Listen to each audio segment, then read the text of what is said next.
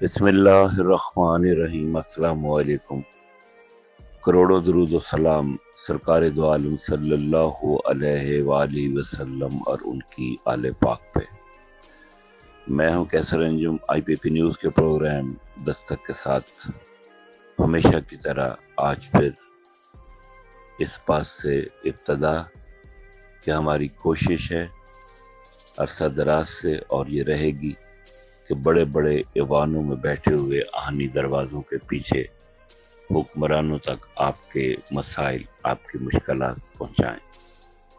آج کا دستہ پروگرام گزشتہ کئی روز سے ایران عراق جنگ اور عالم اسلام کے حوالے سے ہے، اور آج پھر ہم ایران عراق کے حوالے سے مشہور دانشور مذہبی اسکالر جو وہ اس دنیا میں نہیں لیکن ان کی بہت ساری پیشن گوئیاں سچ ثابت ہوئیں۔ ایران کے بعد اگلی باری کس کی ہے؟ معروف علمی شخصیت، مذہبی شخصیت ڈاکٹر اسرار احمد کی اہم پیشن گوئی، لیجیے آپ کی سماعتوں کی نظر۔ ان میں سے نمبر 1 ایران ہے۔ اگر ہم چلتے ہیں عرب سے مشرق کی طرف تو ایران ایک اعتبار سے یہ بازی لے گیا ہے پورے عالم اسلام پر۔ ان کے مذہبی عقائد، ان کی فقہ سے ہمیں جو اختلاف ہے وہ ہے اپنی جگہ پر ہے، آپ کو معلوم ہے۔ میرے بارے میں کسی کو اشتباہ نہیں ہو سکتا اس اعتبار سے۔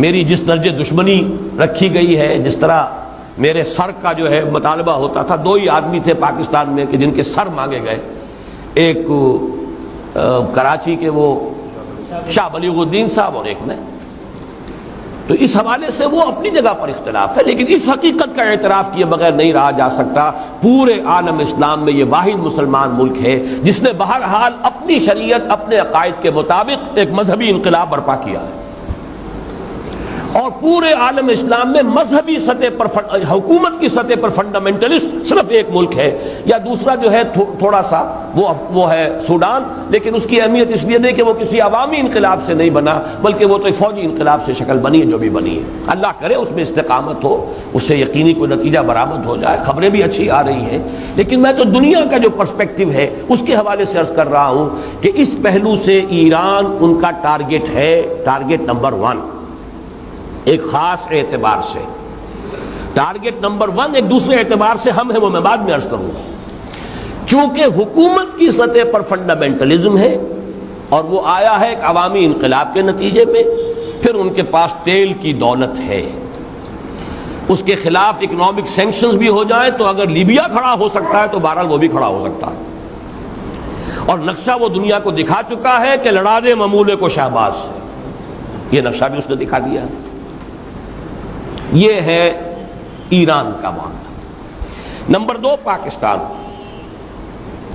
پاکستان 400 برس کی تجدیدی مساعی کا امین ہے، امانت دار ہے۔ پورے ہندوستان میں مجدد الفسانی رحمت اللہ علیہ، شاہ ولی اللہ دہلوی رحمت اللہ علیہ، سید احمد بریلوی رحمت اللہ علیہ اور ان کا جہاد، پھر اس 20ویں صدی عیسوی میں یا 14ویں صدی ہجری میں علامہ اقبال جیسا مفکر، مولانا مودودی جیسا مصنف، مولانا الیاس جیسا مبلغ، شیخ الہند جیسا مجاہد حریت، پورے عالم اسلام میں ان کا پیرلل کوئی موجود نہیں۔ یہ 400 سال کی تاریخ ہے، اس کی امانت، اور اس کے نتیجے میں یہاں کے مڈل کلاس میں فنڈامنٹلزم کا ایک نیوکلیس ہے،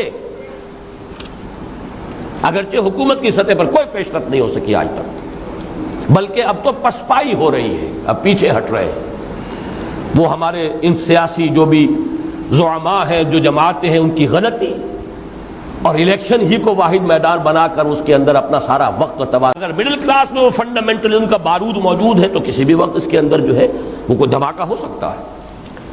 دوسری بات جو ان کے لیے ایک اعتبار سے ٹارگٹ نمبر 1 ہمیں بنا رہی ہے، وہ ہمارا ایٹمک نو ہاؤ ہے۔ پورے عالم اسلام میں اور کسی کے پاس نہیں۔ اسلامی بم اگر بنے گا تو یہی بنے گا۔ یہ ہے مختلف اسباب جس کے بنا پر ایران اور پاکستان کو آپ بریکٹ کر لیجئے، یہ اس نیو ورلڈ آرڈر یا آج کی میری گفتگو کے حوالے سے یہودی اور عیسائی گٹھ جوڑ کا جو ٹارگٹ نمبر 1 ہے، ایک اعتبار سے ایران ہے، ایک اعتبار سے پاکستان ہے۔